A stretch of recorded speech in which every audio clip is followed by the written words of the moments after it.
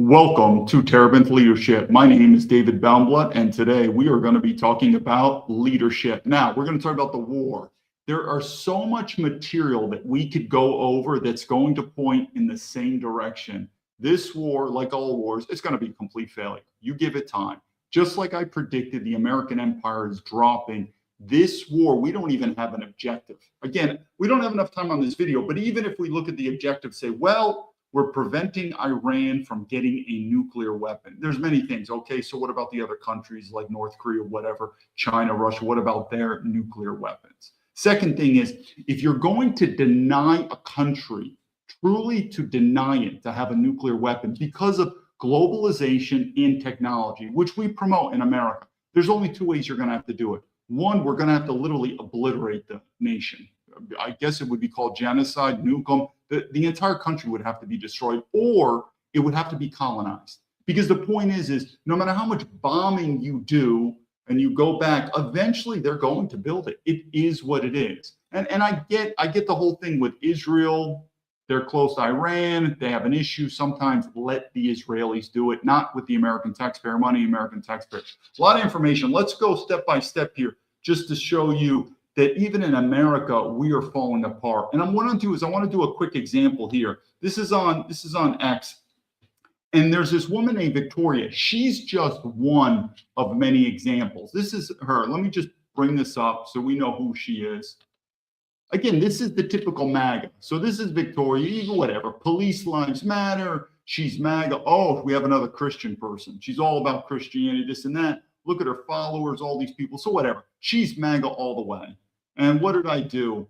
And again, just I said, hello, Victoria. This is, can you support me, this and that? And then she's like, she says, it's just horseshit. She's like, if you'll have she goes, you'll have to inquire to the FBI. We'll get into the FBI in a second. Really? Are you that smart, Victoria? Then she says, I don't see how this message relates to veterans. What, my bad, let me bring it back. I don't see how this message relates to veterans. It's kind of who I am, Victoria. I'm a military veteran. And we could go on and on about this. Let me think. I think there was another thing that she said here. She's like, you'll have to, I don't see the message. I don't see how this relates to veterans, something like that. And I kept going on and on.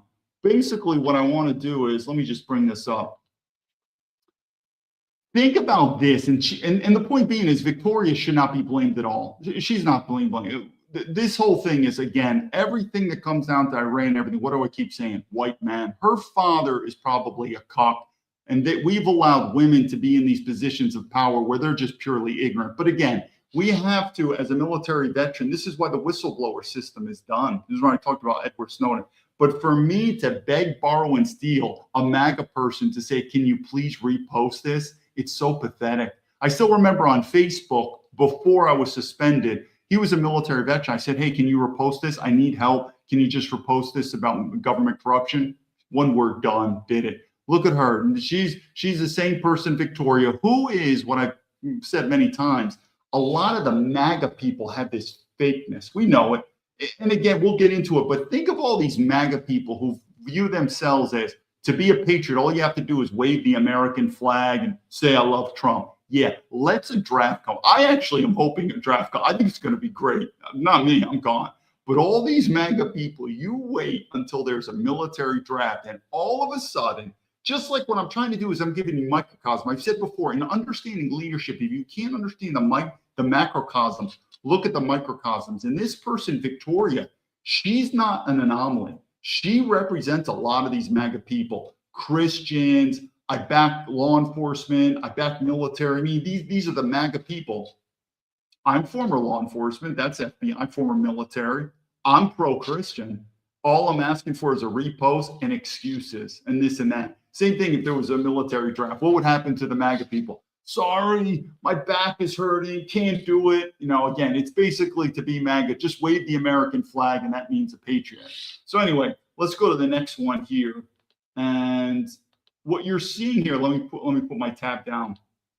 What you're seeing here is Joe Rogan now is talking about how a lot of the Trump supporters are not pleased with him. And I've said it. You're going to see MAGA split. I've predicted this. It's not going to work. MAGA will eventually split. Now, what I do want to point out, and I've said many times before, I've never said anything about the Democrats. I mean, if you don't like Donald Trump, and I get it, if like me, if you're starting to become less and less satisfied with Donald Trump, but then you're going to the Democrats, yeah, that's a ping pong game. It's not going to work. So I said many times, Donald Trump is the best I've seen, but I kept saying the best is yet to come. And who do I mean? I keep saying it's going to be nationalism. It's going to be like a state politics where we're going to, it's going to be a bit of a civil divorce where America will split. That's who's going to be the politicians.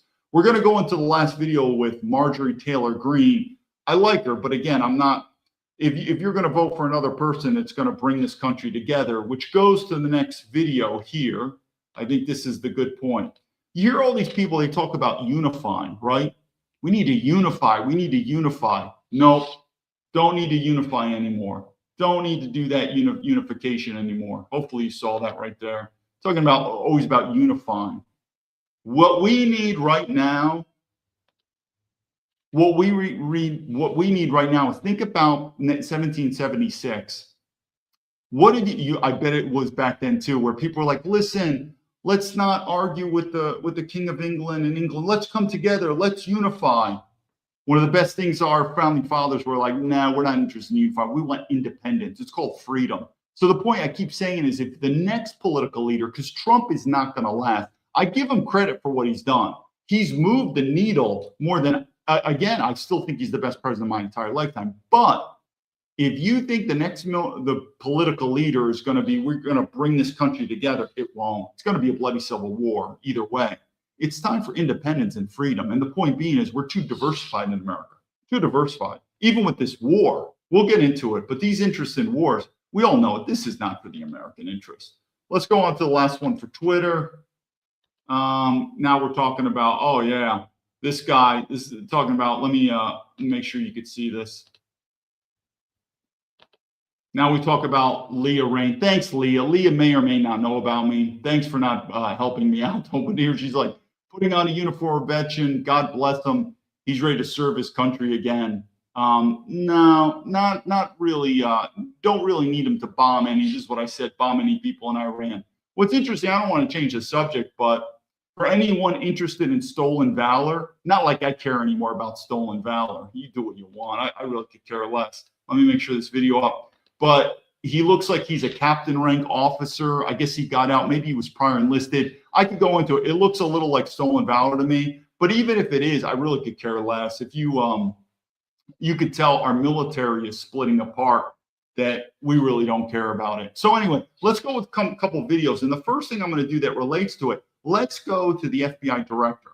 And you wonder, when I left the FBI in 2007, why I didn't say go public about the corruption in the FBI. No one's going to believe me. No one. So remember, Donald Trump, before he was the president, the FBI was corrupt. Now he's the president. I guess it's been fixed. And here's the fearless director that we have. To wake up and prioritize Israel, bring home Israelis, and make sure we stand by. Okay, can we hear what the FBI director is saying again?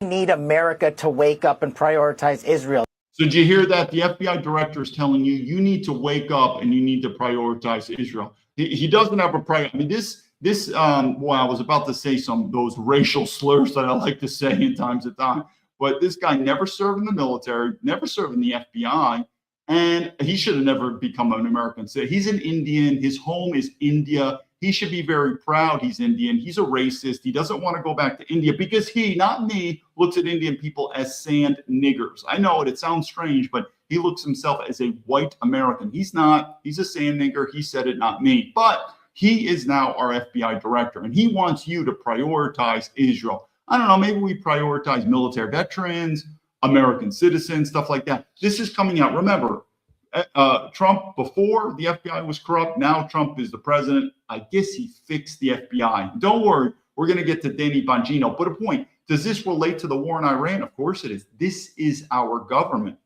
Bring home Israelis and make sure we stand by our #1 ally in Israel. That's just great. All right, let's keep going on this. 1 second. I know it's kind of interesting. I know, but let's just go on this vein right here. 1 second. Drugged, had sex organs and... Okay, so now let me just push this here quick. we're doing this one video, we're going to get to the war. But again, it's so interesting considering our FBI directors. We had Danny Bongino as the deputy director. And I told people, Danny Bongino is a fake, sir. He's not a patriot. And people were like, no, you're wrong. He is. I'm telling you, he works for the establishment. He is part of the deep state now. And when you're the deputy director for the FBI, it's pretty difficult, especially him being a multimillionaire. You add in the dots, it's very difficult for him not to be. But remember when he went into the FBI, I was going to fix it with the Epstein files. The point is integrity 101. If we cannot trust our government on the home front, you think we're going to trust them on the foreign front? But this is about the Epstein files. It doesn't take a genius to realize that Epstein files, that is a treasure chest of just nuggets of gold, of corruption, conspiracies, foreign influence, you name it, upon our global elites. And we sent Danny Bongino, the same guy who blocked me and unblocked me on Twitter before. He was the deputy director. He was going to fix it. Let's see now. Fox News alert, investigators are swarming Jeffrey Epstein's notorious New Mexico ranch after an email in the Epstein files claims 2 foreign girls were strangled to death during rough fetish sex. And Epstein ordered the bodies to be buried on the ranch. Like a lot of things in the Epstein files, that report is unconfirmed, but authorities are... I give it to at least Fox News it's bad when even Fox News is starting to realize this doesn't seem to be like it should be a closed case. Again, this was Danny Bongino and FBI Kash Patel here, and they want us to get behind this war in Israel. Probably let's fix our home front first. Now searching the property, thousands of acres. The ranch has been a dark mystery for years, and people are finally talking. A New Mexico state rep told the Daily Mail this, quote, "We have people coming forward saying they were drugged, had sex organs and sperm harvested from their bodies, and woke up around medical equipment, not knowing where they were or what happened to them." We're also learning more about what happened on the night Epstein died. You know, what they're about to say is pretty interesting, but I say again, why isn't this a priority for Trump, meaning Director Kash Patel, to say, listen, let's figure this out? Are you telling me there's not a cover-up? You're crazy. But we had Danny Bongino and Kash Patel in there saying the FBI is corrupt, but they're going to fix it. Are you kidding me? It's retarded.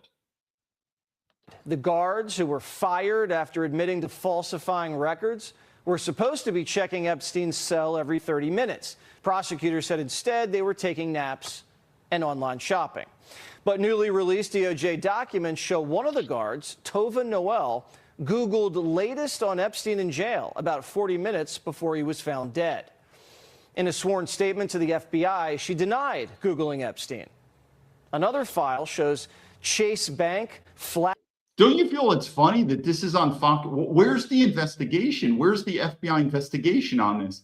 Does this not rate? So the point, what I'm trying to say is this: if we cannot trust our government with these domestic affairs, which are very important, this is more than domestic. We're going to believe them about Iran. The government's falling. I'm telling you that we have lost our faith, family, freedom. It's going to get worse. Flagged cash deposits in Noel's account to the FBI in a suspicious activity report. $5,000 was deposited in her account 10 days before Epstein died. Noel apparently wasn't asked about the cash during her interview with the Department of Justice. The DOJ's got a lot of documents on Noel. We also found out she leased a Range Rover. The falsifying records charges against Noel were dropped as part of a plea agreement. We reached out to her for comment, haven't heard back yet. None of this means she's responsible for Epstein's death in any way. We just want to know what happened that night. And well, I think the key is why isn't the FBI investigating about this? This is a cover-up. Years later, we still don't have the full story.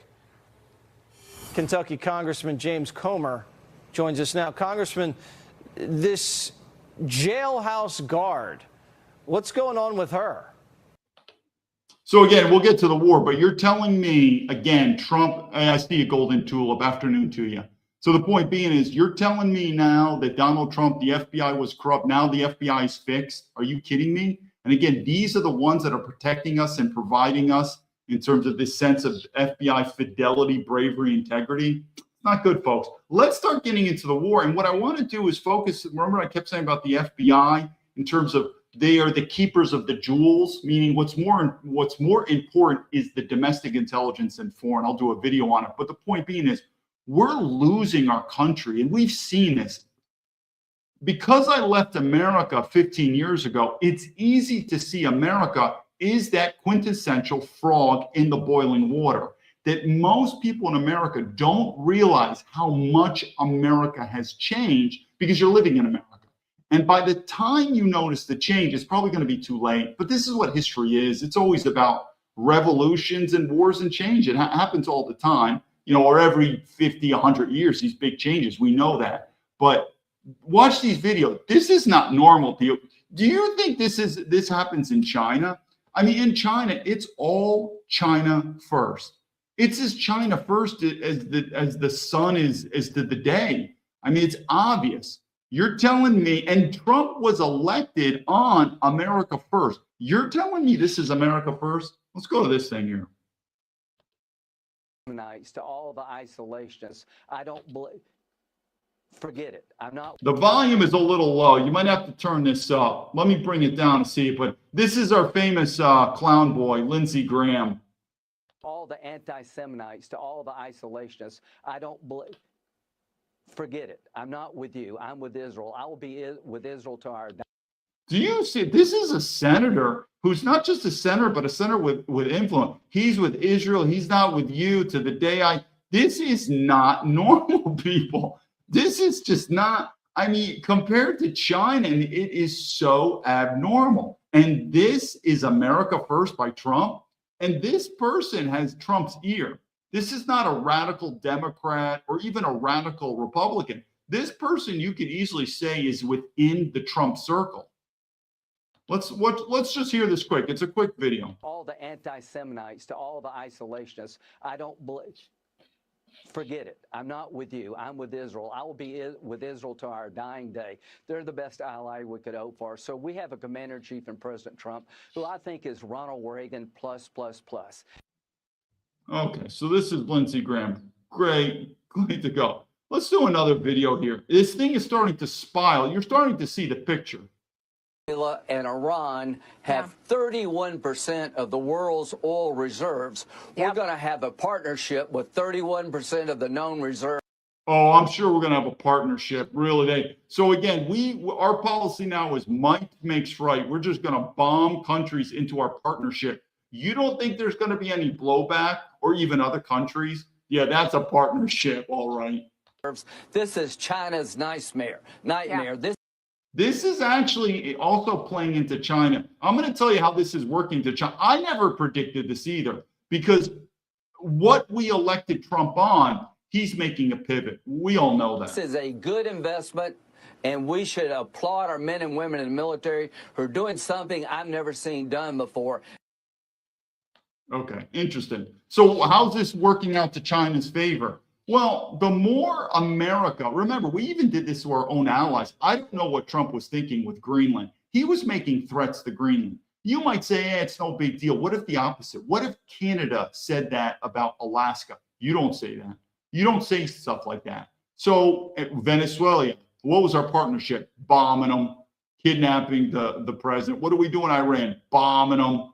Really? Do you think our soft power is increasing? People now are looking at China and Russia differently, as maybe they're not as so aggressive. And again, I'm a strong believer in a strong military, but Trump really changed the department's name from Department of Defense. We are now the Department of War. And I predicted that, and that is, who do you think is going to start? I mean, think about it. Who do you think, if there's going to be nuclear weapons, who's going to use them?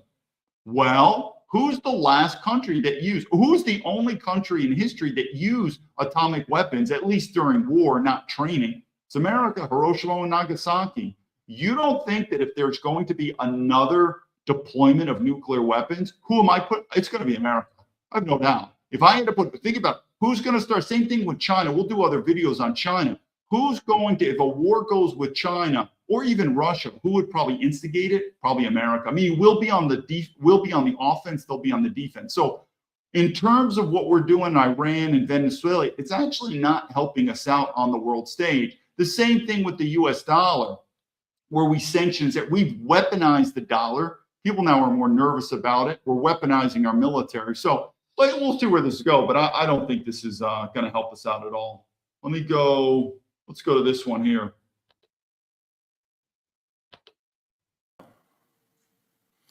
So I mentioned this before. I mentioned this before.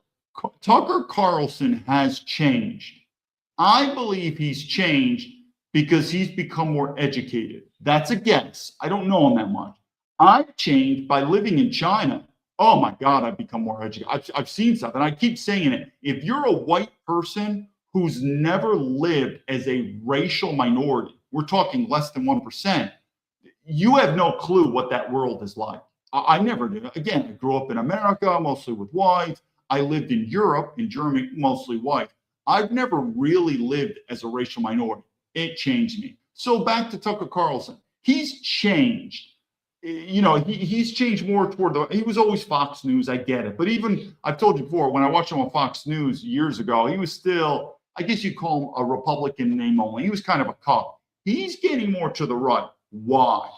People think he's been paid off. I don't know. People look at me getting paid off. Have you seen my social media yet? No, it's not. I'm not making any money on this. No one's supporting me. No one's sponsoring me. So I don't think anyone's supporting Tucker Carlson, because considering the amount of money he has, I don't think he's really susceptible to being bribed. And I believe that generally, but I also believe, like me, as you become older, you become less, I guess the word I'm looking for is, what's the vocabulary I'm working for?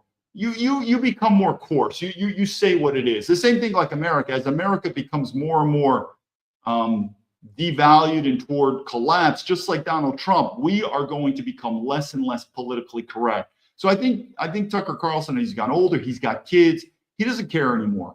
He wants to say what he thinks the truth. I mean, he's been educated, but look at the backlash on Tucker Carlson. It's pretty interesting. And everyone knows, I think Ted Cruz is a piece of shit. This guy sucks.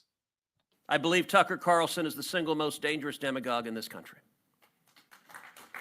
Did you just listen to what he said? He believes Tucker Carlson is the most dangerous demagogue. Remember, you're talking to a guy who's former West Point graduate and former FBI agent. Then I served on the War of Terror, the War on Terror. Remember all that bullshit we learned on the War on Terror, the Taliban, ISIS, like this rhetoric. So now he talks. Let's let him repeat what he just said. This is a senator here who's got very high clout in the White House, meaning this is not a normal senator. He's obviously MAGA. This is a very influential senator. Look what he says. It's very shocking.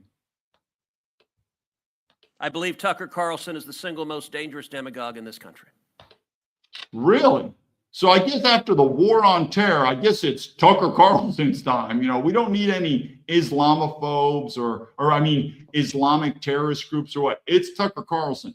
Interesting. Similar how the FBI has targeted me. I'm on the FBI terrorist watch list. You might say, David, if you're on the FBI terrorist watch list, you must have been doing criminal activity. Really? What is it then? What is it? What's the criminal activity? Why is the FBI hiding? But you see what I'm saying here, where they just throw out these names? Really? Tucker Carlson? This is now the biggest threat to America? A guy named Tucker Carlson. Interesting. There's clapping. And I'll tell you, I've made the decision that I'm going to take him on head. What a piece of shit. Hey, Ted Cruz, worry less about Tucker Carlson. Worry more about military veterans. Worry less about Israel. Worry more about military veterans. Worry less about Iran. And worry, because if we're going to get into war, you're going to need military guys anyway, unless we're all going to, be drones now and just be terminated. I'm going to do a video on that. I think that's the future, where they're not going to need soldiers anymore. They're probably going to replace us with robots. That's going to be dangerous. But here's Ted Cruz. And again, he's a senator. He's on your taxpayer dime. And his biggest mission in the world is to take down Tucker Carlson. Whoa, that's what we really need. That's what middle-class Americans, that's what they want their tax money to be spent on, you piece of shit, Ted Cruz. What an absolute loser this guy is. Directly. If you look at the dissent of Tucker Carlson, and they're all the sort of lesser chattering voices that are moons circling his twisted planet. But if you look at the dissent, it started about a year and a half ago with platforming crackpot professors seeking to rewrite history about World War II. Oh, gee. So I get it. No matter where we go in this world, World War II is back. I mean, I keep telling to the Jews, you are going to make Adolf Hitler immortal. You are going to make Adolf Hitler immortal. We are going to be 1,000 years into the future, if we're still alive, nuclear war. And some guy is going to do a Nazi salute, and you're going to say, oh my God, you can't do that. That's Adolf Hitler. Adolf who? Yeah, Adolf Hitler. You can't do it. Everyone else will be forgotten about by then. Joseph Stalin, don't know him. Eisenhower, don't know about him. But this guy, Adolf Hitler, because of this hatred, this anxiety, Adolf Hitler and the Nazis are going to continue to become immortal. No matter where this topic comes, it's back to Adolf Hitler. Well, even in China, they know it. The most significant person is Adolf Hitler. I mean, you would think as Americans, maybe Eisenhower. I mean, he's the general who won it, and then the president. I mean, I think we all know Adolf Hitler takes the cake for World War II. So it is what it is. Keeps going. Ted's a closet. Yeah, I see golden tulip. What an absolute, like I said, if he was a civilian, it'd be something different. This guy's salary is on American taxpayer dime. Amazing. Absolutely amazing. What an absolute. Oh, and this was one of the 4 senators I reached out to. When I reached out, I really thought, I don't know, to Senator Cruz, he's a MAGA sort of guy. He'll help. What an absolute piece of shit this guy is. Never served in the military too, but he's big on sending your son into the military so you could die for Israel. What an absolute loser this guy is. So he has one idiot whom he describes as the most consequential popular historian in the country, who leans forward and intones that Winston Churchill was the villain of World War II. He then finds another crackpot professor who says there's a good argument. How many Americans are like, dude, I mean, we're at war now in Iran, right? We're literally at war now in Iran. And Ted Cruz is more interested in, let's talk about World War II, right? And what is my stance on World War II? I've said it day in, day out, and I'll do more videos about it to understand it. We don't know the truth. I'm not saying anything to the left. I'm not saying anything to the right. You probably could guess what I'm thinking, but I still don't know. And that goes with the Holocaust. That goes with Adolf Hitler. That goes with the Nazis. That goes with, again, even when talking to my friends from Poland, they feel like they got totally screwed over by America. It is what it is. We don't know the truth. I've never seen a topic that is so taboo than the Hitler, that I see it all the time. Even when I go to synagogue, that is a topic I do not bring up. You don't bring that topic up. And this is what so you obviously know with my Jewish friends, I don't bring this topic up. It is just absolutely insane. And they utilize this politically. The difference is, if you're a regular Jew, it is what it is. Ted Cruz is a senator.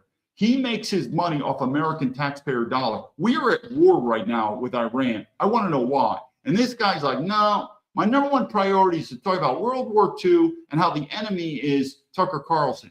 Get this piece of shit fired. Oh my God. But you got to look at Donald Trump. He's one of Donald Trump's inner circle. Interesting story on this. That America should have sided with the Nazis in Germany in World War II. And for all of this, Tucker gazes adoringly. By the way, no, there is not.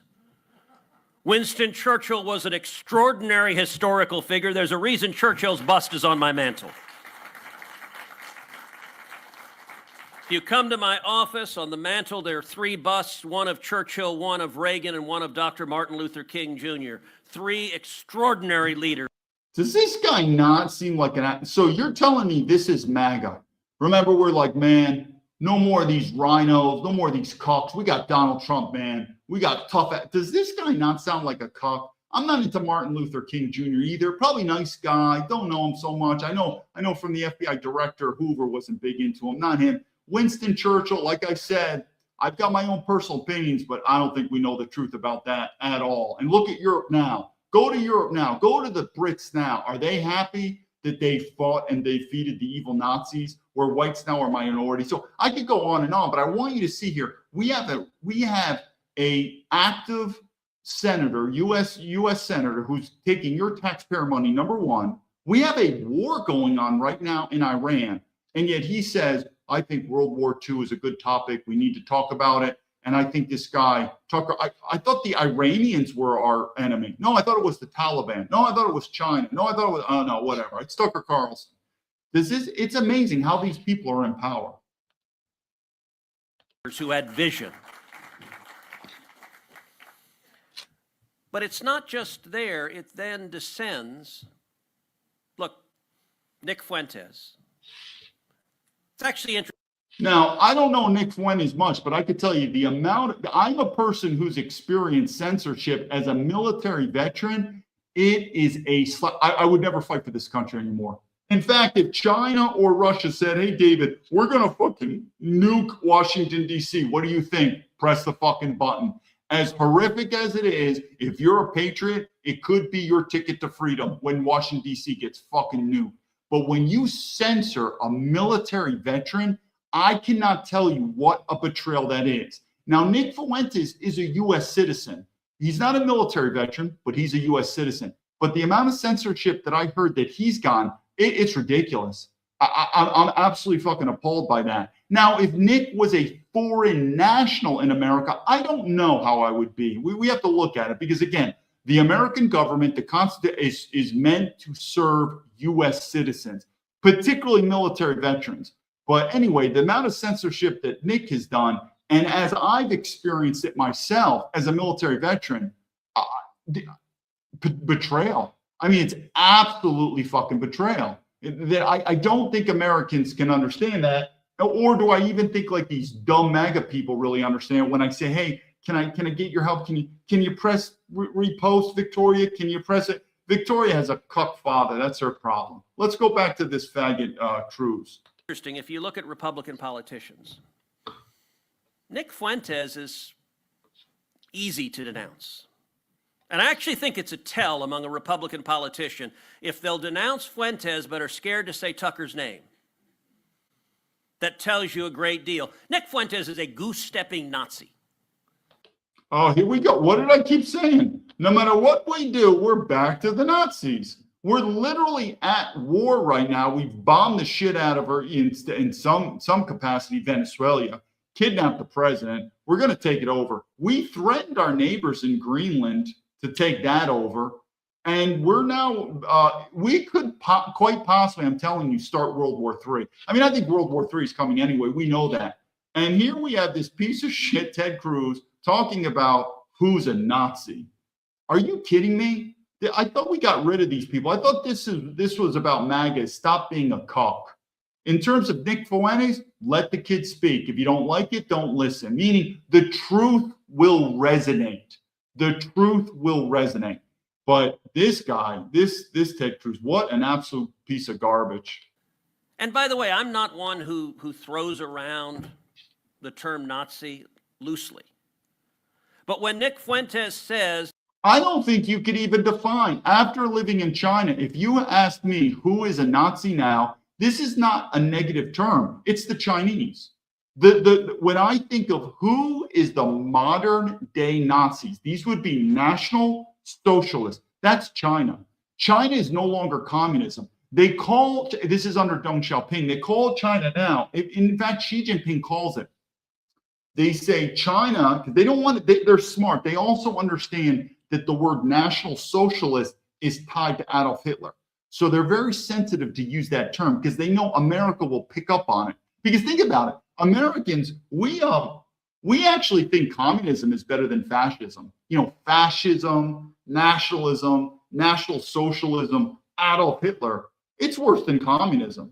It shouldn't be, but that's in our brain set. So anyway, meaning if China would just say, yeah, we're communists, it probably would go off better, but they're not anymore. So they say what they are is they are socialists with Chinese characteristics. That means nationalism. They're national socialists. It's so common to see it. Is that negative? I don't see negative. It is what it is. But who's on the bandwagon of Nazi, Nazi, Nazi? it's not the non-Western world, because the non-Western world has a very different opinion of Adolf Hitler. Very different opinion. The people that look at Adolf Hitler as demons, that's in the Western world. So if you're going to be in the West and you're going to say Nazi, Nazi, Nazi, Nazi, China, it's China. And if you're going to buy your stuff, your cheap stuff from China, you're going to do deals with China. Remember, I work for Boeing and Amazon in China. Well, then our American citizens are buying products. Our American corporations are working with who? National Socialists. They're working with Nazis. We don't care. Because in our brain, we think just Nazis is the white supremacists. No, that's not the fact. But again, if you ask me, who is today's modern National Socialist Nazis? Not negative. It's China, 100%. Hitler was very, very cool. I like Hitler and I agree with Hitler. Oh, God, talking about it. My opinion of Hitler is very simple. We don't know the facts. You know, what, Ted Cruz? Ted Cruz is notice, I didn't watch these whole videos. Sometimes I put videos up here and I think we're going to talk a little bit because I want to talk about the Iran war. I didn't know he was going to go on about Adolf Hitler and the Nazis. I wasn't expecting that. But notice this, we constantly go on and on and on. And what do I think about Adolf Hitler? I don't know the truth about Adolf Hitler. I don't know. I've read some stuff. I've heard some stuff in China. I could say it's pretty interesting, goes against with what we're learning. But what, are you an expert? Where did you learn it from? Fox News, CNN, Hollywood? Who's an expert on Adolf Hitler? And if you are an expert, are you worried about saying the truth? I think you should be. But look at this. I'm here. I was going to talk about the Iran war. We are just fascinated in America with Adolf Hitler. Fascinated. Here we go. Ted Cruz on your taxpayer dime. This guy, it's almost like he's a homosexual. Like he wants to have sex with Adolf Hitler. He's just absolutely just in adoration of Adolf Hitler that he can't stop talking about him. Like when you say you agree with Hitler, you are a Nazi. Okay. Tucker has Fuentes on his show. Doesn't. So I thought Tucker did buy the right thing to get Nick Fuentes on the show. Put him on. Like I said, let the truth out. If it vibrates, it goes. Question him about any of the ridiculous things he said. Doesn't react at all when Fuentes tells him his mission is to combat global Jewry.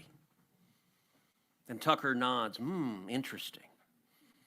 Fuentes tells him every year he celebrates Stalin's birthday.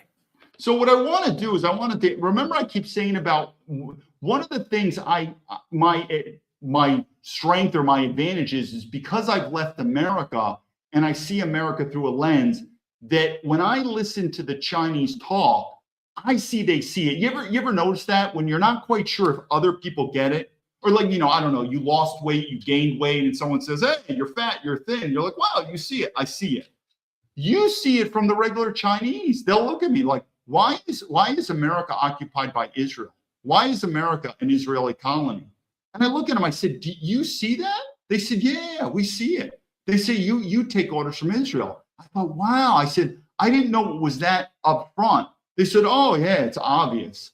But it just, we have this, it is so unhealthy that I think most Americans are. World War II is over. We should study the history, though. We should study the truth. It's part of leadership. But we are constantly enamored with World War II. Like I said, I didn't even see this whole video. I thought he was just going to say a quick thing in the beginning, and then we're going to move back to Iran. This person, Senator Ted Cruz, your taxpayer money, he is just absolutely, his mission in life is to serve the Jews. There's nothing wrong with that. Not on American taxpayer dime. Not on American taxpayer. Do it on your own money, Teddy. By the way, what kind of freak even knows Stalin's birthday? I don't know it, and I don't care to know it. But Tucker just coos when he says that. Notice that the minor clapping in there. It's just really pathetic. So what we're going to do is went back at Piers Morgan, calling. So here what we're going to do is, I keep saying MAGA's going to split. MAGA will split. And I said this before. I believe Trump is the most nationalist president I've ever seen. He's technically not a nationalist. The same reason that he, and rightfully so, Trump convinced a lot of the Republican people of these Republican in name onlys, that they're whatever. And we moved. And Donald Trump did a great job. He moved the political needle more toward the right. Remember, what you call far right now, you go 200 years ago, every single country on earth, it's normal. It's normal. So this whole thing's far right. Anyway, MAGA's going to split because there's a lot of MAGA people who think they're nationalists. They're not. It's going to happen. Give it time. Here we go. Him the same. And so the war in Iran has caused a pretty obvious fracture in the Republican Party, we've all noticed, one that's been highlighted quite a bit in the media. Piers Morgan has called Ben Shapiro a propagandist as a fierce supporter of Israel and the bombing of Iran. Megyn Kelly also attacked Shapiro when Shapiro went back at Piers Morgan, calling him the same cancel culture vulture spitting, sneering intolerance that Kamala Harris is. And then you have Tucker Carlson, who's gotten really dark on this war. He absolutely despises the bombing of Iran and insinuated that Trump's demands for an unconditional surrender from Iran, which is the world's #1 sponsor of terrorism, by the way, would mean. So if you see this, this is supposedly, correct me if I'm wrong, I think this is Newsmax. And Newsmax was supposed to be more to the right than Fox. But I really think at the end of the day, if you're in any type of, it's the same thing with Donald Trump. Anytime you get into the hundreds of millions of dollars or the billions, whether you're an individually rich individual or you're part of these corporations, it's almost impossible for you not to be connected in some way, shape, or form with the global elites. I'm going to give you an example in China. If you are rich in China, you are connected with the government, in Chinese government. Meaning the Chinese, unless you appease the Chinese government, you're not getting rich. Because once you start making that amount of money, the Chinese government is going to look at you. So again, you're a Chinese businessman, you're expanding. The Chinese government, and you must abide by the Chinese government. It is what it is, their system. What do I think it is in the West?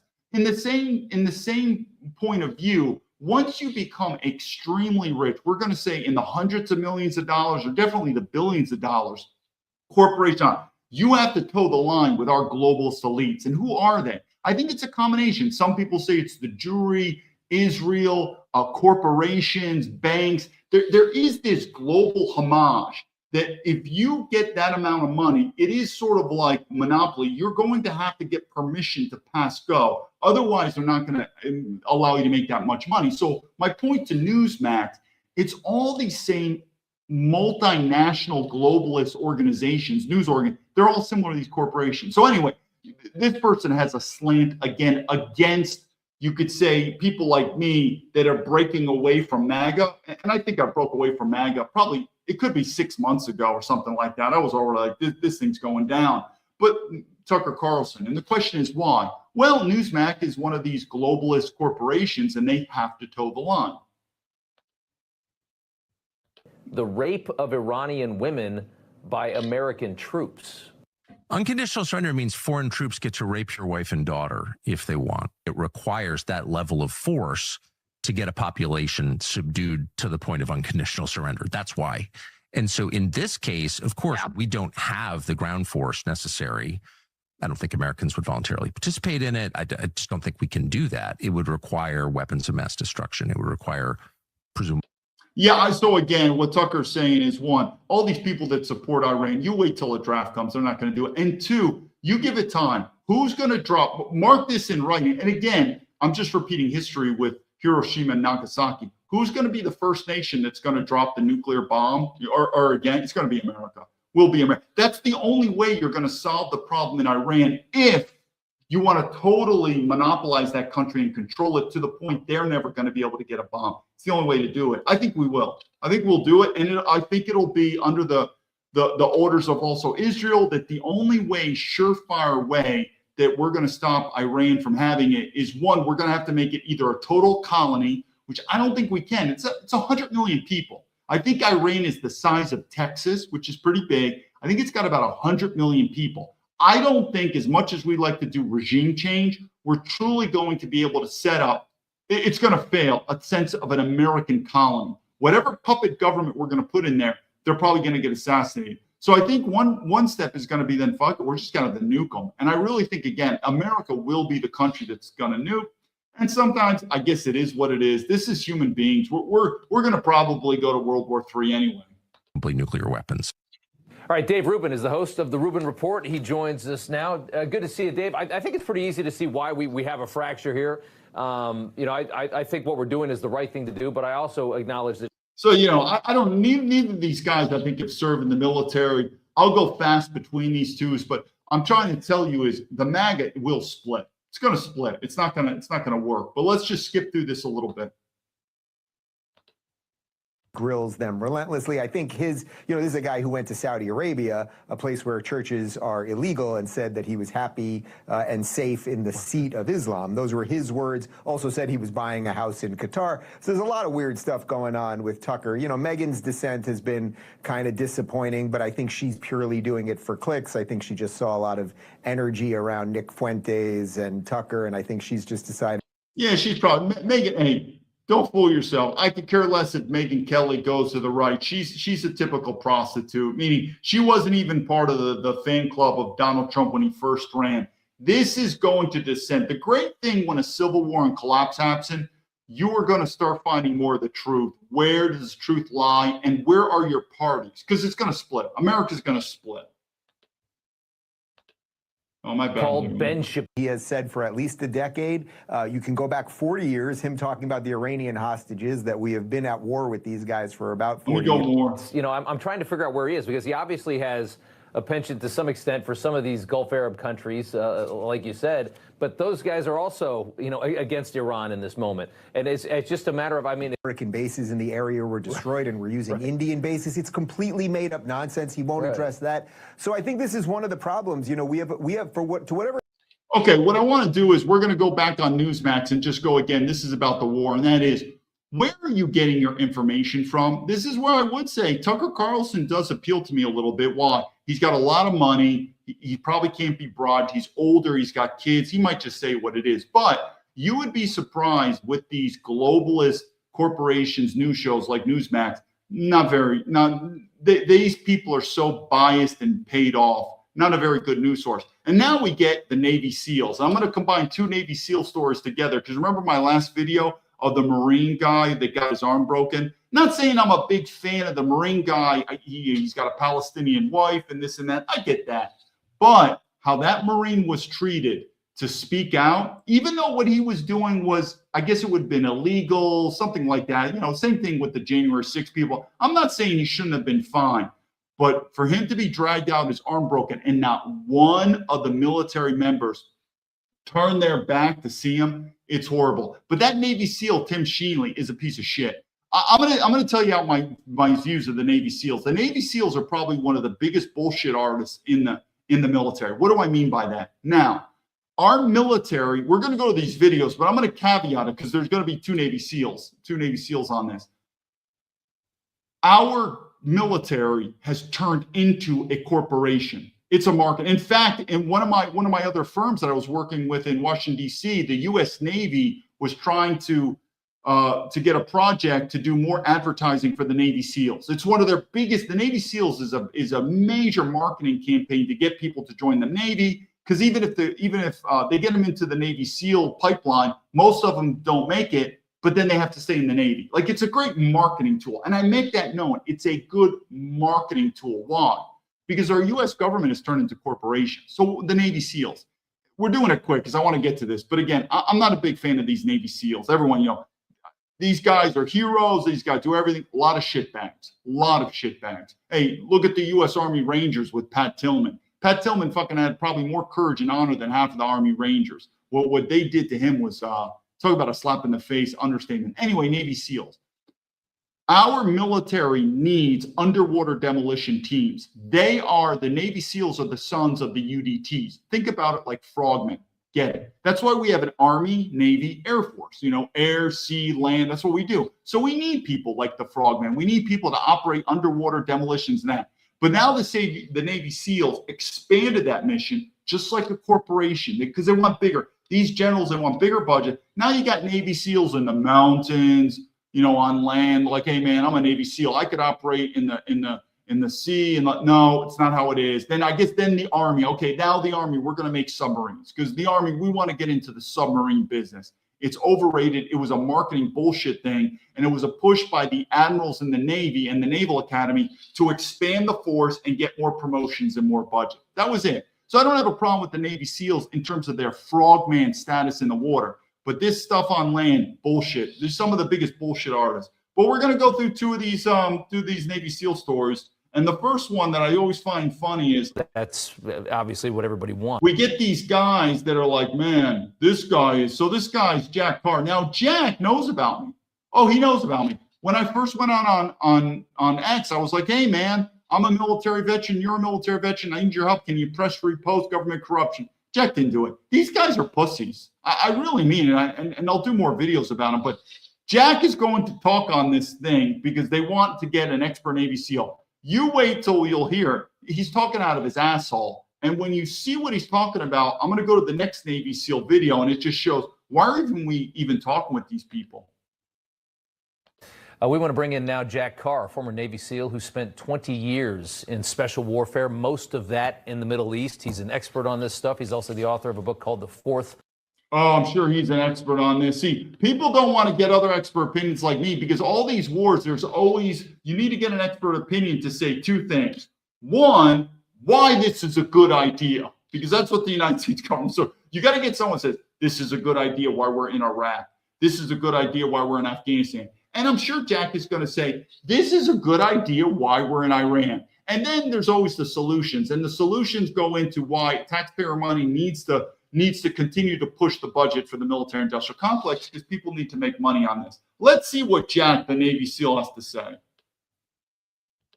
Option. And Jack, thank you for coming on. Let's start where we just left off with KT. They want to obviously declare victory. They want to make this a quick thing because that's obviously what everybody wants. But this is not going to be a quick victory. We don't even know what the objective is, really, to take away the Iranians, their nuclear capabilities. Okay. And then in 10 years later, what do we do? Literally, how are we going to solve this? There's only two ways. We're going to have to completely colonize the country, or we're going to have to nuke them, kill them. Because the weapons are going to come back. And what do you think is going to happen with North Korea, China, and Russia? You don't think that's going to push them to say, holy moly, we have to protect Iran or protect themselves? Either way, and maybe it just is what it is. We're going to end up going to World War III. Maybe that's it. It just is what it is. But with the regime still looking the way it is and the Ayatollah who it is, what do you make of how do you assess the situation? Well, a few things. I just watched the president's news conference there and took a couple notes. Yeah. 51 ships, very significant.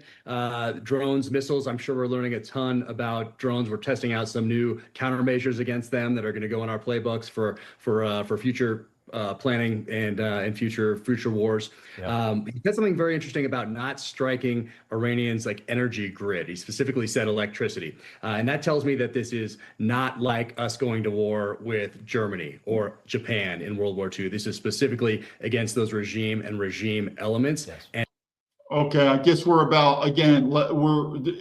these comments are, let's talk about Japan and Germany. Interesting. Okay, what's the connection with this? Also, you got to remember, just because you're a Navy SEAL or Army Ranger, I'm going to compare, I'll do it, but it's sort of like saying, not to the level of professional athletes. We'll do a video on it. But it's like saying just because you're a professional athlete, you can throw the ball or you can shoot, move, and communicate. What does that mean? You understand strategy and leadership and policy, meaning it's probably better to get an officer out of the Naval Academy. Not like I have a big high opinion of military officers. I think they're shitbags, but we have these guys. At the end of the day, these Army Rangers, Navy SEALs, at least at the enlisted level, they do a very unique skill at a high level, which is a lot of times shoot and kill people. But then all of a sudden we're talking to them about strategy and stuff like that. That's more the officer corps, but the officer corps is paid, bought and sold and paid for. But anyway, let's keep going. and not the people. I thought that was significant.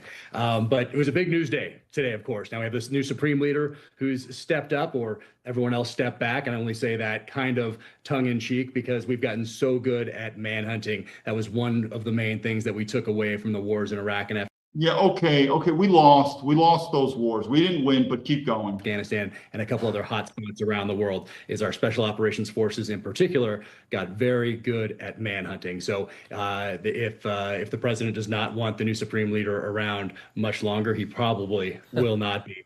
And then you mentioned something earlier about vengeance, you said, and when it comes to this is where it goes out again.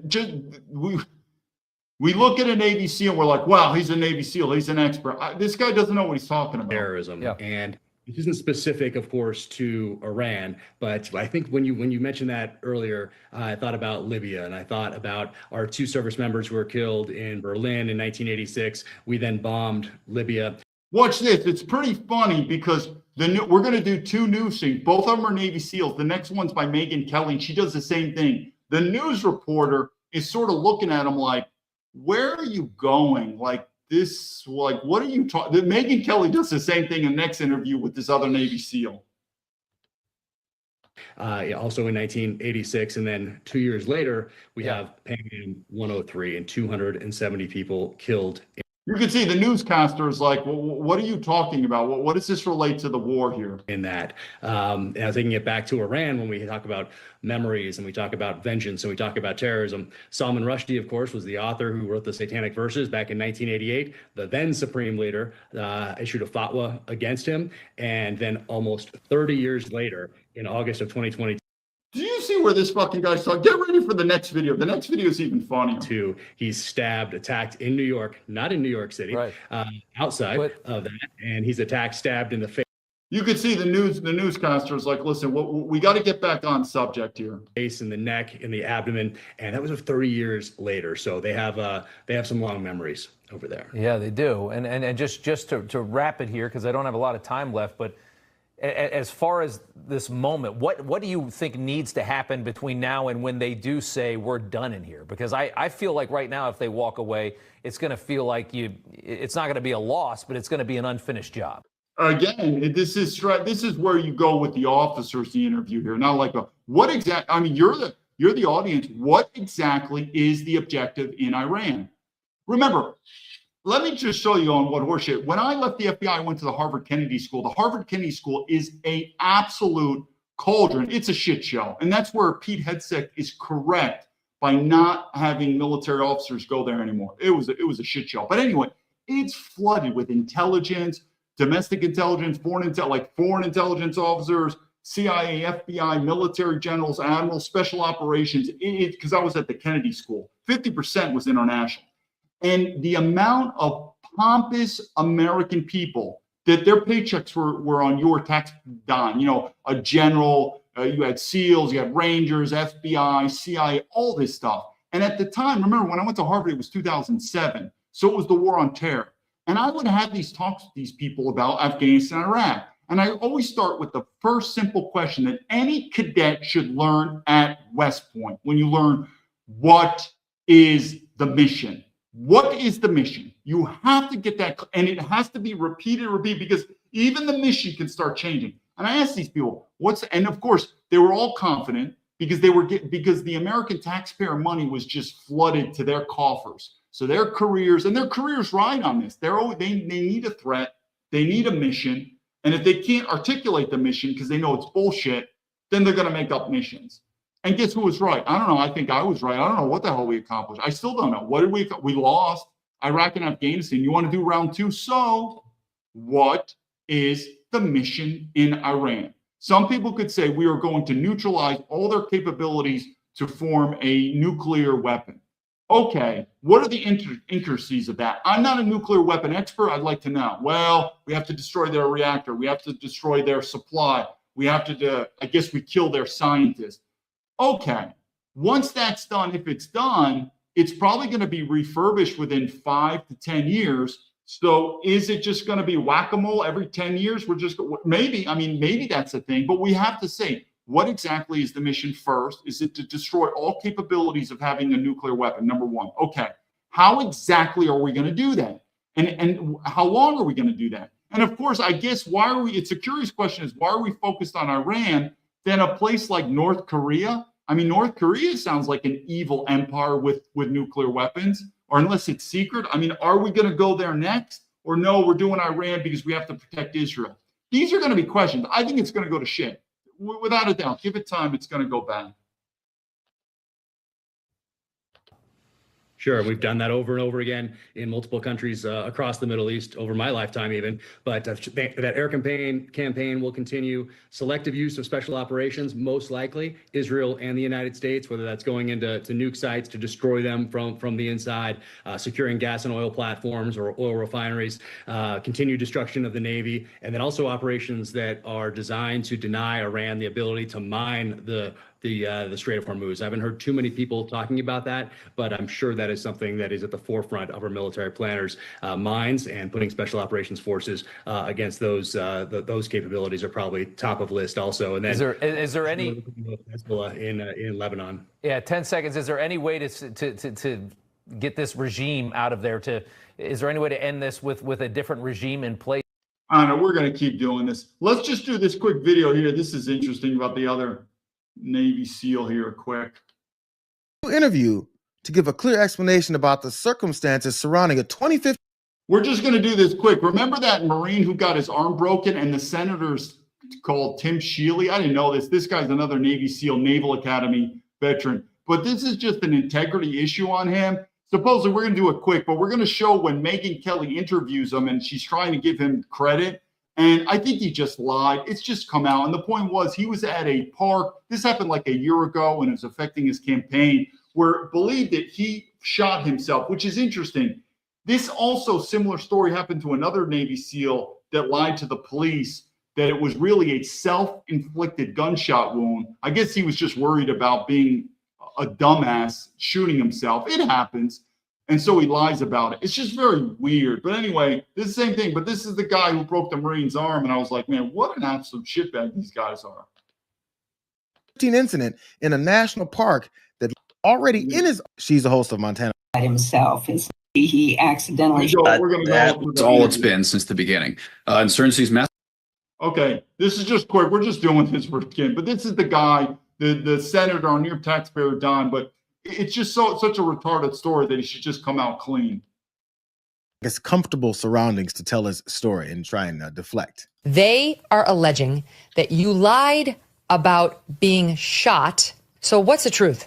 Yeah, well, I mean, their entire campaign against. So again, supposedly this guy graduated the Naval Academy. I actually was thinking about going to the Naval Academy, but I just prefer West Point for many reasons. But the Naval Academy and West Point share a lot of culture. I don't know what I was a cadet, he would have been called a midshipman. I don't know what the midshipmen are learning these days, but if he was asked a question at the Naval Academy, you know what's called quibble. We say quibble. I mean, say the fucking answer and say it. I think the guy shot himself in the arm. Who cares? I give Donald Trump some credit, even though I think Donald Trump probably couldn't quibble. Remember that grabber in the pussy? I mean, it was so obvious. But I think he did it right. He's like, yeah, that's what I said. It's locker room talk. It is what it is. I could care less. I'm fine. So again, if you shot yourself in the arm, then you shot yourself in the arm. It is what it is. Don't be a little faggot and quibble. It's so pathetic.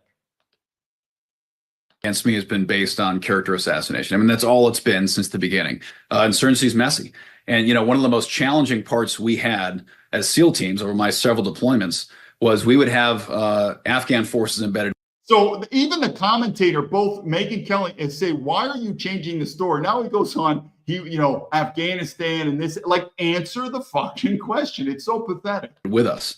And that means you're fighting not always alongside just a bunch of highly trained Navy SEALs.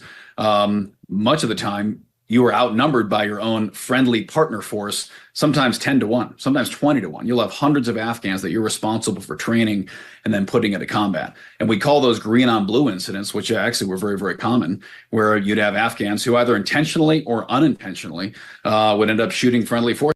No, okay. Well, what are you talking about? Were you shot? What? Were you shot in the arm or not? at the national park. What are you talking about? You know, sometimes they just put their weapons on full auto and start, you know, shooting whatever direction they felt like. So unless those injuries are life-threatening, of course, you know, if you've lost a limb like some of our teammates had, or there's a severe injury, you're going to. Remember, the part of the reason I'm doing it, he's not just a Navy SEAL. He's a U.S. Senator. He's on your taxpayer dime. He wants to take us with Iran. He's also a shitbag who broke the Marine's arm. So this is not a private individual. This is a U.S. Senator. You're going to deal with that because that person has to be cared for. But otherwise, you just keep on moving. So it's unfortunate they've decided to make this a focal point because it's a distraction. But that's what their entire campaign is about. It's about distractions because they can't focus on the issues that John Tester's a loyal Chuck Schumer vote every single time.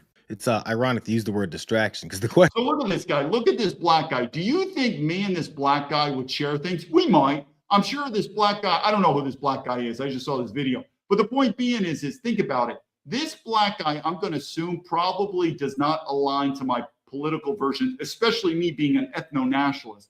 But the truth rises to the top. I still agree with this guy. He's on it. Whether me and him disagree politically, especially on ethno-nationalism, this guy's still right. This guy, Tim Sheeny or whatever, what an absolute shitbag. Question that Megyn Kelly asked him was, what's the truth on this whole shooting? Because they're saying that you shot your ass in the park illegally and you're trying to avoid accountability for that. Instead, he launches in this whole story. So the point is, this is the same thing. Even these people are starting to realize that this story is an absolute bullshit. About how, you know, they have certain folks when they're in war zones that they were training, and sometimes they go wild and shoot people, which is probably true. But then once you get to shooting folks, was that what happened to you, though? Is that what's happened to you? That's the question that needs to be asked. So just to be clear. Again, this guy is a Naval Academy grad. I mean, geez, I've always said that I look at, and trust me, I'm not saying West Point's that much better. They're all going to shit. This guy is a Naval Academy grad, Navy SEAL, and a U.S. Senator who broke the Marine's arm. What a shitbag. Answer the fucking question. Like, what? Did you really graduate in Annapolis? No, he probably did. Trust me. Annapolis and West Point have just both gone to shit. Did you shoot yourself in the arm? No, that was never the allegation. The point is, you know, it was a friendly fire ricochet downrange that wasn't reported at the time. It gets worse. It's like, this cannot be happening. Like, I saw this. I said, no, this has got to be a joke. This is round 2. Megyn Kelly is going to give him round 3 here. Time. And after having but they're saying, just so I'm clear, that they're saying, and I don't want to harp on this, I just want to give you the chance to explain yourself, because this is their closing message. It's all about this incident. So if voters are confused, you're going to explain it to them. They're saying that you were in a park, Glacier Park, that you dropped your weapon, that it went off inadvertently and it shot you in the arm, and that there's a park ranger saying she spoke to you about that. And it looks like you spoke to the Washington Post and you said that you lied when you told the park ranger about this. So which is it? It's pathetic. The weird thing is, I don't remember the name. This was years ago. This same thing happened to another Navy SEAL who shot himself. The police came and he lied or something. I just tell the truth. I mean, if you shot yourself, and I could do stories about people shooting, I don't know whether he thought it was embarrassing. I don't know if it's illegal. I guess maybe whatever. Just fine. I shot myself. It is what it is. But this is round 2 for Megyn Kelly. And I'm telling you, these are the shitbags that want you to believe their bullshit when they say, let's go to war with Iran. Meaning, these are our leaders. If this was a private individual, you know, a Naval Academy, Navy SEAL, it's still bad. Whatever. He's a private. I don't have time. This is a U.S. Senator, people. These are the people taking your kids and our taxpayer money. Did you shoot yourself in the arm inadvertently in Glacier Park? No. Look at this. This is round 2, people. This is even Megyn Kelly starting to realize. Just give me a fucking answer. We've discussed this at length, repeatedly with every media outlet for the last year. It's been beat to death. The point was, at the time, I was injured and went to the hospital. They required a police report because any gunshot wound requires a police report of any kind. And they said, we have to file this. We have to report this to law enforcement. And still having active team members, you know, in the service who were involved in it at that time, I simply said, well, this is an old wound. Now, I don't know what Naval Academy you went to. At West Point, I'm already lost. I've already told the guy, get on the fucking ground, start doing push-ups. Get on the ground, start doing push-ups. Jesus Christ. What type of horseshit story is this?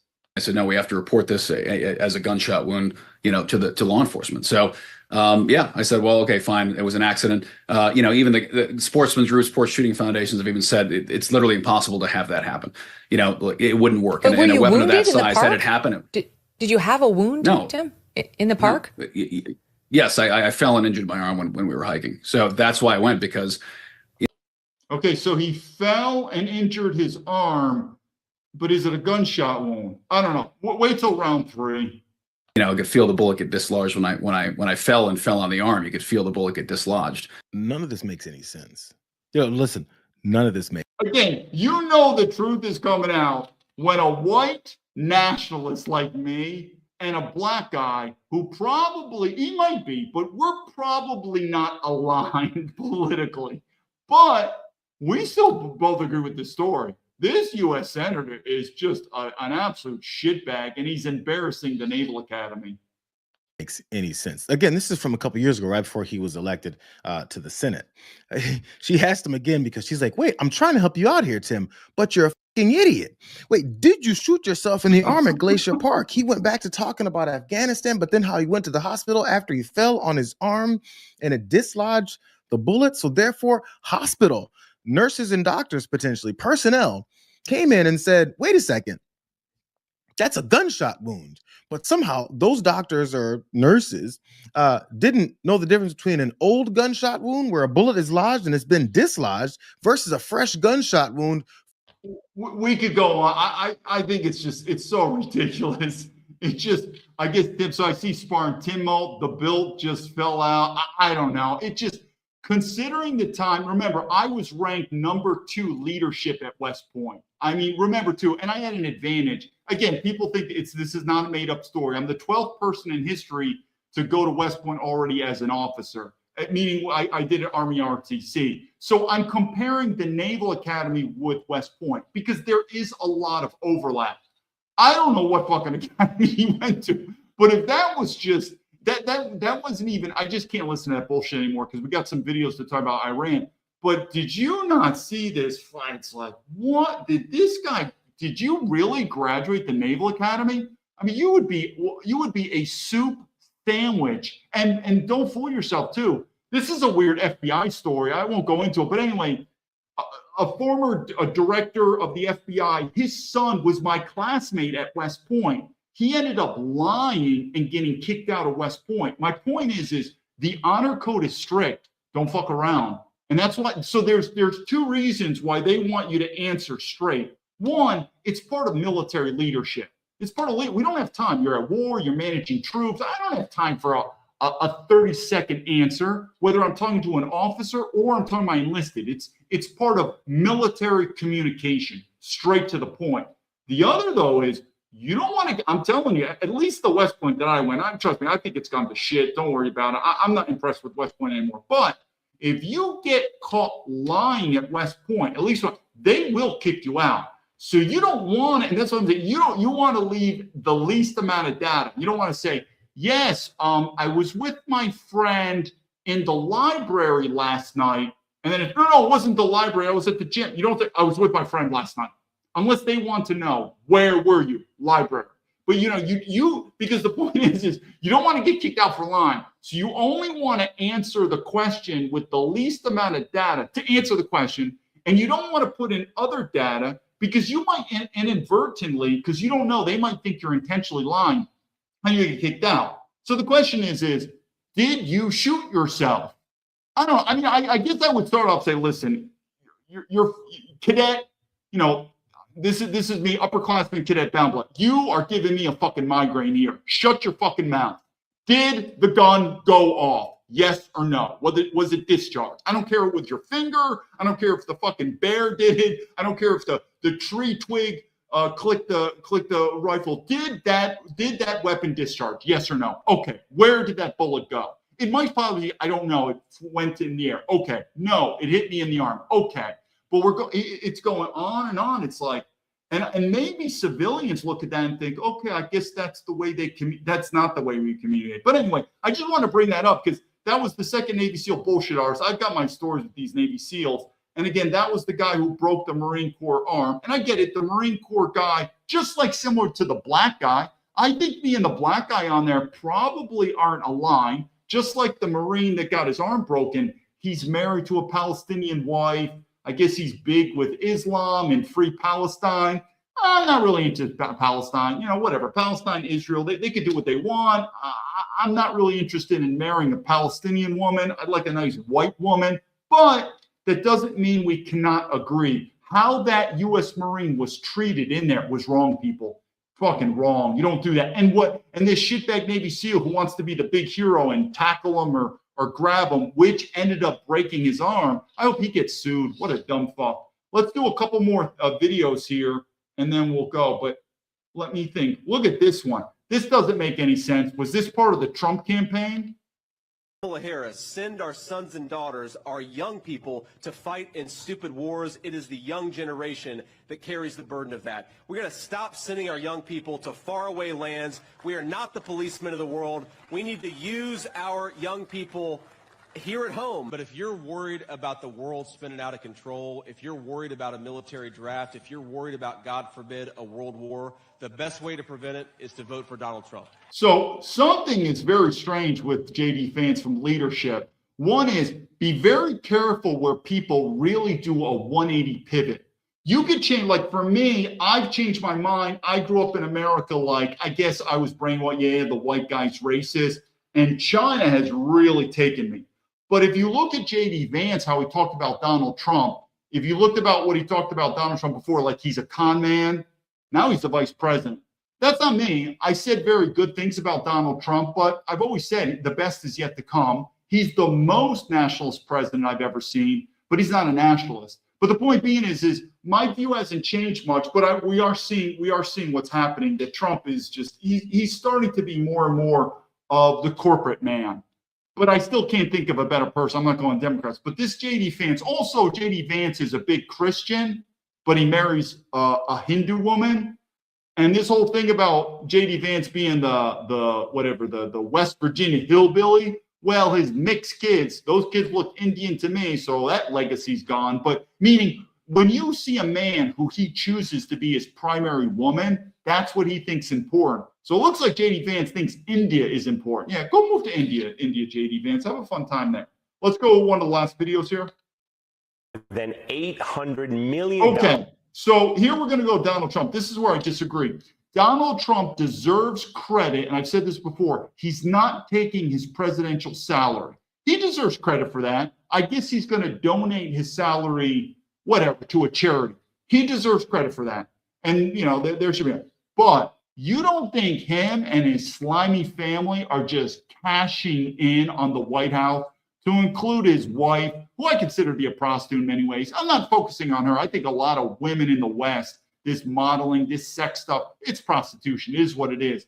But his wife selling her shit coin, her crypto shit coin, and then she markets her shit movie. This Trump family is cashing in on the White House, and they never served in the military, to include being a draft dodger. So here we go to his kids, and his kids are making some money. So it makes you wonder, who makes money out of these wars? Well, who's ever part of the military-industrial complex? Looks like his kids are. From sales of crypto assets. This on top of potentially billions more in unrealized on-paper gains. Now, much of this cash has been coming in from foreign sources, which doesn't come as a surprise when we factor in Trump's two eldest sons basically trotting around the world pitching their family's crypto business, World Liberty Financial, to investors. Joining us now, Michelle Conlon. She is one of the reporters at Reuters. We're going to skip, but the point is, what I wanted them to do is the kids, the sons, they've also invested in drone military technology. So we all know it, that the U.S. military, we're going to end up using more and more drones, and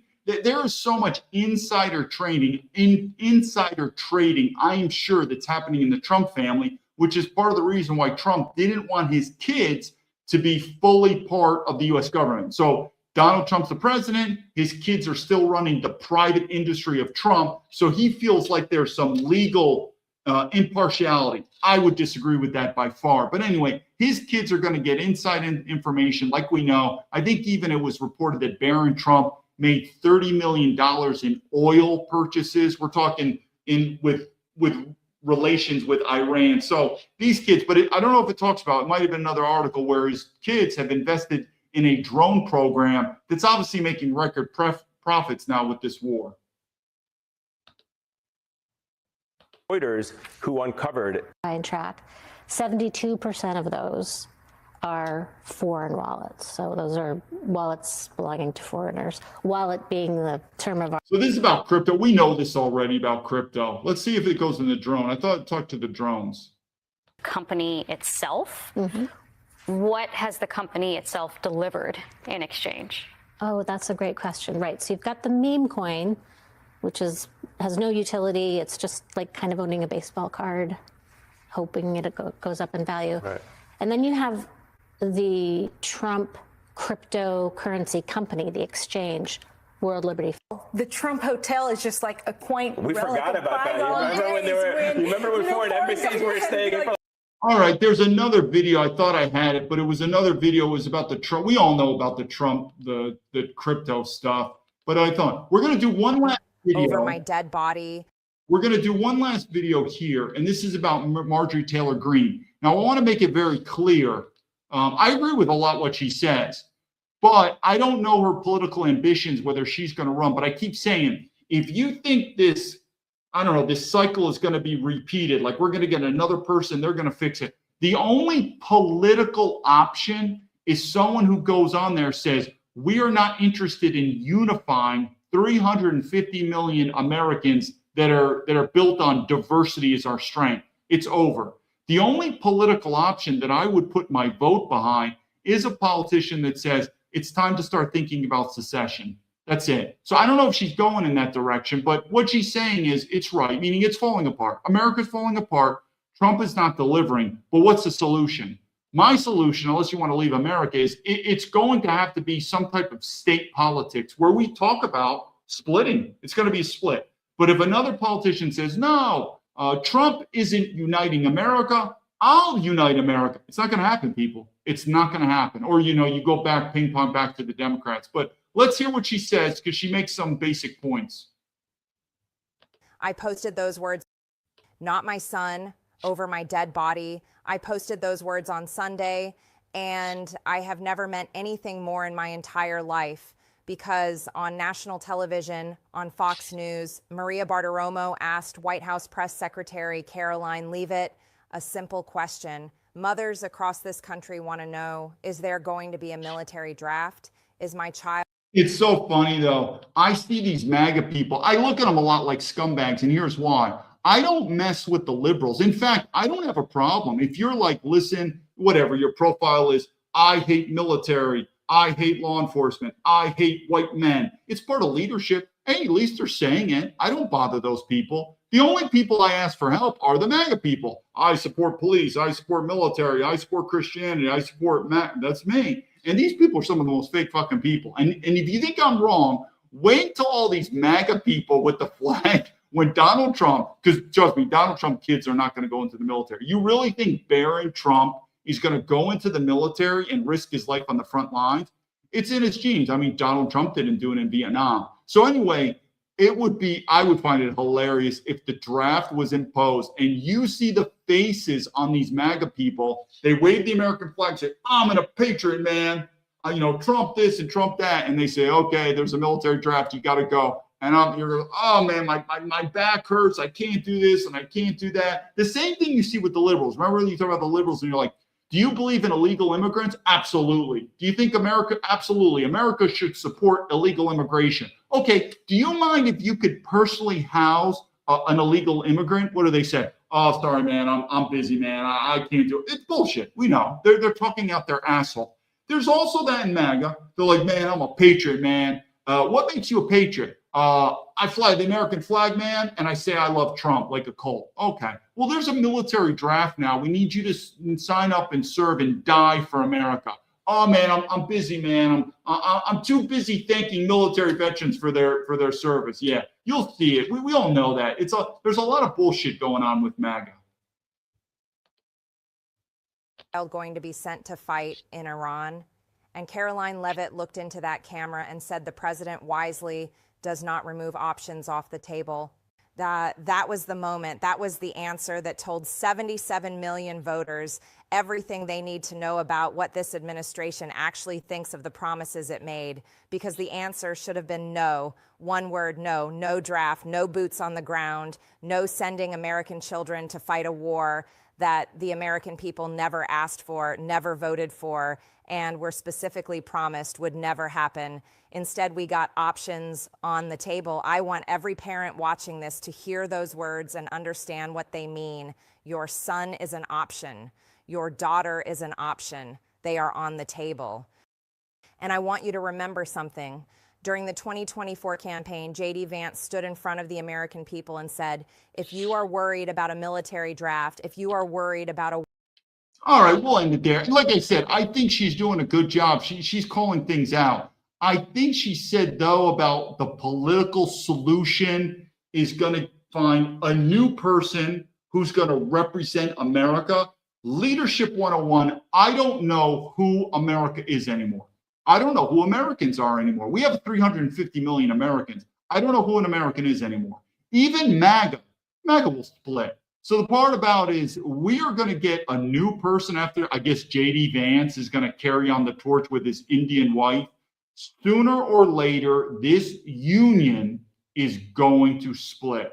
What do I think about Iran? Very similar what I think about Afghanistan, Iraq. Don't really care much about it. And probably the best way to keep America safe from terrorism is immigration, seal the borders. I'm very pro with that, law enforcement, border security, illegal immigrants, or just not even allowing legal immigration. That's a good form to protect ourselves. But I'm telling you, as an American citizen, America keeps bombing these other countries. You better watch out. You leave America one day and you go on travel. I don't tell anyone I'm an American. It's going to turn, and you're going to say, as an American, I might be an American citizen, but I didn't support these wars. I'm not like the government. Bullshit. What do I keep saying about China? What is my view? And I've said this many times. I've said this so many times. What do I think of the difference between the Chinese government and the Chinese people? Not much. Always said that. I say they're about 80 to 90% the same. And if you're an American citizen, no one's going to give a shit about your excuse when you're overseas.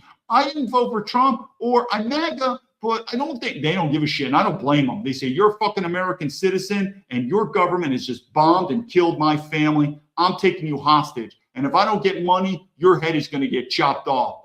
Welcome to America. But I say again, what does this war in Iran have to do that's going to bring back Christianity in America, that's going to bring back European family in America, and that's going to bring back the First Amendment, the freedom of speech? I don't see it. Don't see anything that's going to happen. You think I'm wrong? Let's see where this thing goes. But until then, you're paying your taxpayer money. But anyway, a lot of bullshit going on here. We'll just do a couple of comments. I see Spartan Sodakar. I see Iran kept their word. Again, I'm not defending Iran, nor am I saying negative. It's the same thing I look at Saddam Hussein. It's their country, people. It is what it is. Once you show me the nexus with America, these wars are not being fought for the American middle class person. They're being fought for our corporations, our supply chains, for Israel, for our overseas. It's the same reason when I work for Boeing, when they close a factory in America and they open up a factory in China and they say, this is going to be great. We're going to make so much money. Sure, the globalist elites are, not the everyday American. So these wars overseas, yes, the globalist elites in America are going to make a lot of money. Their interests are going to be satisfied with these wars, not the middle American. Not going to help you. Not going to help you at all. So yeah, so my view on Iran, it's not negative, it's not positive, but not really. And you dumb Europeans, when this war comes, guess where all these refugees are going to go? These Iranian refugees are going to probably flood Europe, and then they're going to want to put Islam on you dumb fucks. It is what I mean. Think about it. If you, I would really, if you are one of my viewers, it's not like I have that many, but if you are of Danish citizenship, I would really appreciate if you could comment. I'm so curious what the Danes think about this war, because after Trump threatened you, insulted you, remember that movie, what is it, Sparta? Remember, he's like, you come to my city and my walls and you threaten my king, threaten my princess or queen. this is Sparta, and he kicks that fucking dude, that Persian guy, into the pit. That's how the fucking Danes would be. That's how Americans would be if Canada started saying that shit to Alaska. Danes would say, listen, Trump, you come to our country, you send your fucking spies and government into our Greenland and start putting threats on that, get the fuck out. But I bet you the cuck Danish would say, yeah, I guess we need to die for America. I guess we need to support them in Iran. Wouldn't surprise me. Wouldn't surprise me at all. So anyway, let's go down. So I did that. I think Golden Tulip, what do I see here? Golden Tulip, yes, it's insane. Did not know the Ruben. Yeah, I think Ruben, I think he's a homo. I'll do stories on my takes on homos, but I guess what I'm trying to say is even I didn't realize it in America. I didn't realize the amount of influence that Israel has over America until I lived in China, because I just see it through another lens. I don't remember. I guess you would say I was the blissful idiot. I just didn't know. But then again, I was also with racism. I was also like, yeah, man, we white guys, we got to work on our racism in America. America's racist. China changed me. I mean, these Chinese, some of the most racist people I've ever seen in my life. So, but it is true, especially when I talk with the Chinese, and they tell me, they're like, oh, yeah. They're like, your country's occupied by Israel. And I said, you can see it? They said, absolutely. They're like, why are you in this war with Iran? And I'm like, good point. Except for the military-industrial complex, they need to make money. Corporations that want to do overseas are Israel. The regular American, who, by the way, your tax money's going up, who's paying for all this stuff? No one wants to talk about the tax money that's spent on this stuff. And Trump wants to continually increase the budget for the military. Where's that money going? If you're middle class and you're having trouble paying bills, it's going to get much harder. So that's pretty interesting. I see Jew Rubin and a gay partner adopted. Yeah, pretty interesting stuff. There's definitely a Jewish thing going on. Remember these two gay guys that pimped out their boys? That's something else. I'll tell you about China too. Living in China, I was living in China, mainland China, for about 12 years, and I took a trip to Hong Kong. I don't know if anyone knows, but Hong Kong is like a Singapore. It's like a Dubai. And I still remember this. It was just because I was living in China so long, I was becoming normalized to the environment. And then I went to Hong Kong and I saw two Asian men holding hands in public, because Hong Kong's a little bit different political stuff. And I was shocked. I was like, oh my God. I said, I guess they're gay. Because I was like, they were holding hands in public. You don't see that in mainland China. Yeah, gay, feminism, that's the same thing in Russia, ain't happening. Hong Kong's a little bit more liberal, but yeah, you have to ask these.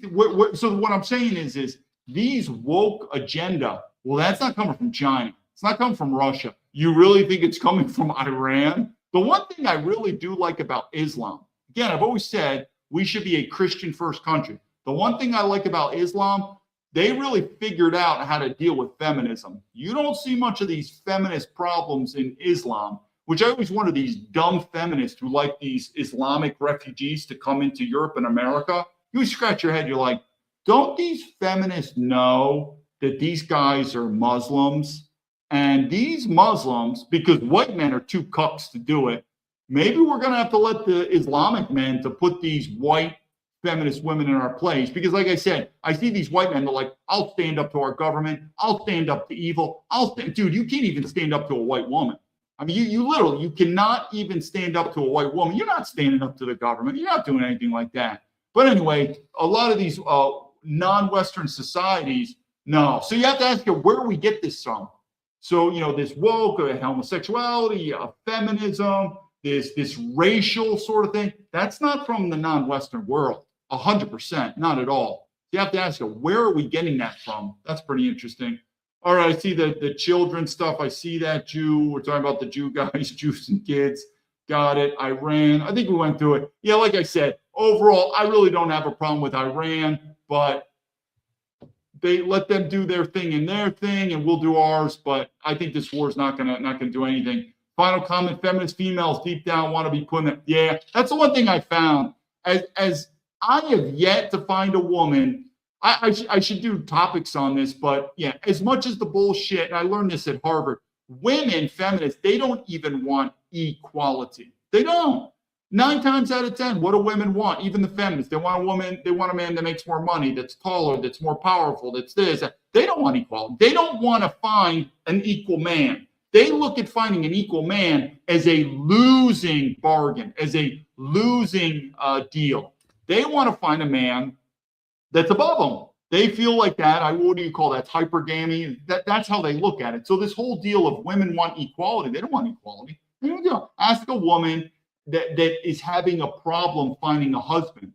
Her whole thing is her standards are above herself. She does not want to find a man that's equal to her. She wants to find a man that's above her. So that whole thing. But again, if there's one culture that really has learned how to properly handle feminism, I'd say Islam. Perhaps there's some things we could learn from the Islamic world on how to have more kids and put women back in their natural place that they want to be, which is motherhood. That's what women want to do anyway. I want to be happy. Okay, David Baumblatt, Terrapin Leadership. I talked enough. I appreciate everyone's support. Telling the Patriots, lead to victory.